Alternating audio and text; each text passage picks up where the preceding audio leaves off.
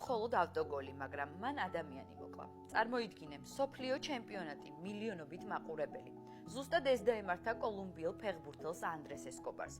1994 წლის მსოფლიო ჩემპიონატზე კოლუმბია ერთ-ერთ ფავორიტად იიჩნეოდა, მაგრამ ამერიკის შეერთებულ შტატებთან მატჩი ესკობარმა შემთხვევით საკუთარ კარში გაიტანა.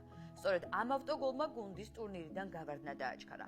ანდრეს ესკობარი იმ დღეს უბრალოდ შეცდა. 10 დღის შემდეგ ღამის კლუბიდან გამოსვლისას მას შეიარაღებული მამაკაცი დახვდა. მკვლელი ყოველი გასროლის დროს ყვიროდა გოლი.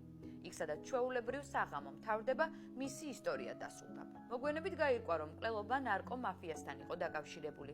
არსებობს ვერსია, რომ კრიმინალურმა ჯგუფებმა კოლუმბიის წაგებაზე მილიონობით დოლარი დაკარგეს და ესკობარი ამის მსხვერპლი გახდა. საქმეში ფიგურირებდა ნარკოტრაფიკერი სანტიაგო გალიონიც, რომელსაც წლების განმავლობაში ეს მკვლელობა უკავშირდებოდა და 2026 წელს ის თავადაც მექსიკაში მოკლეს. ანდრეს ესკობარი მხოლოდ 27 წლის იყო. ის გახდა ადამიანი, რომლის ერთი სპორტული შეცდომა მსოფლიო ტრაგედიად გადაიქცა.